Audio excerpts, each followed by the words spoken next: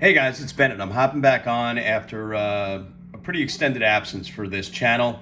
I'm wishing everybody a happy new year. I hope everybody had a lovely holiday with their families. I still have my village up here on my table and my little Christmas tree. All the presents are gone now, of course, but I like to keep this stuff up a little bit longer. I'm sure if you're like me, this is one of your favorite times of the year, so I like to enjoy it a little bit longer, and the kids certainly like it. Anyway, I wanted to hop back on and talk a little bit about how to make money in this hobby with the market the way that it is. And I know it seems like a like a daunting task to try to make money in this sort of market, but I wanted to show you a few examples of things that I picked up on eBay recently, and I'm going to show you a screenshot of a sale I made as well, just to show you that there is still money to be made in this hobby if that is your goal. And there's also, even if it's not about money, even if it's about just making good purchases and avoiding card breaks while the market's like this and wax is so high, I just wanted to show you a few examples of things that you can pick up if you're a discerning sort of shopper. So I'll just go through the first two I'm showing are very, very low priced items. They're far below the cost of grading them themselves. And, it's the kind of thing that I'm trying to pick up now in the $10 to $15 range. Things that, even if they go nowhere, they're really not going to lose any value. If they do, it's a few dollars. But they have the potential that when the market does recover, that they can be valuable cards. So the first one's a Scoot Henderson. It's PSA 10. I buy almost exclusively 10s, by the way, in this market or any. If I'm going to buy something, I'm going to buy a 10 because the jump in value from 9 to 10 is so dramatic that it's worth spending the extra money because the return on investment is just always going to be there. Anyway, so this is a Scoot Henderson 2022 Metal Universal Champ. Scoot has been injured, is in the G League, all the rest of that stuff, but he's a really high draft pick. They got a lot invested in him. So you got to assume at some point he's going to start to play like the player that everyone thought he was. I picked this up for $9. $9 free shipping. With tax, it was less than $10. It was $9.80 or $9.70 something. That's a pickup that in this kind of market or any market is a good value for me.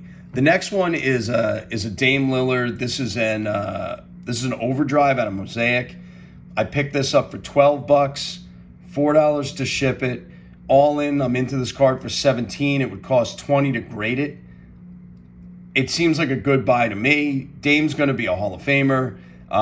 He's playing lights out in Milwaukee, and if he can win a championship next to Giannis, this card's certainly going to be worth more than that. Now, the card that really, there were two things that that made me want to make this particular video. The first one is this Luka. As you can see, came through eBay, the authenticity guarantee, so on and so forth.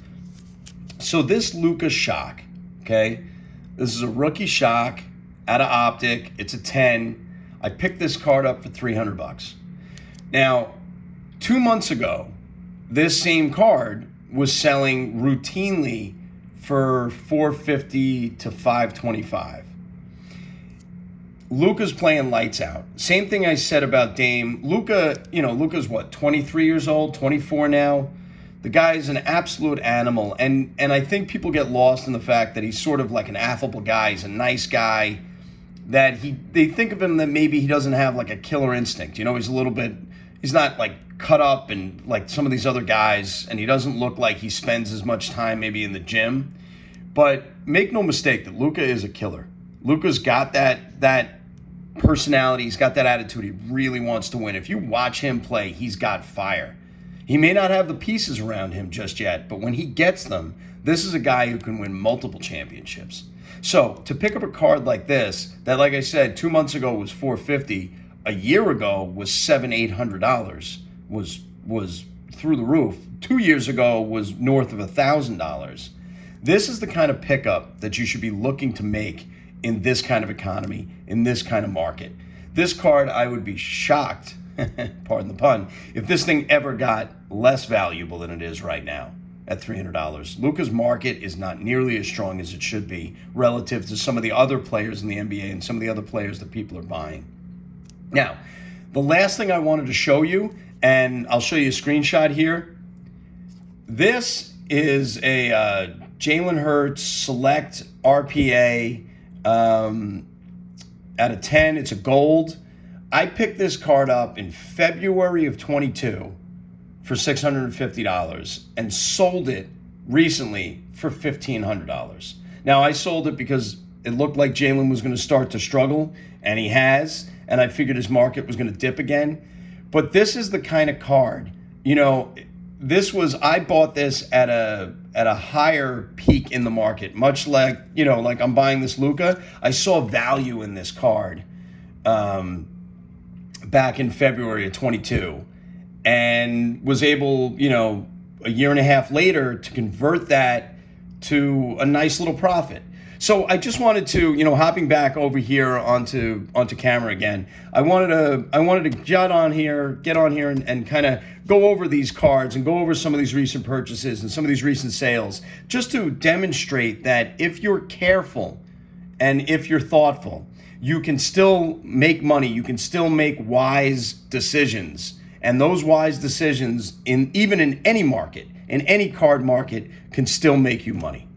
Anyway, that's it for today. Happy New Year to everyone. Merry Christmas. Happy Hanukkah to those that I didn't get to wish that to in the past.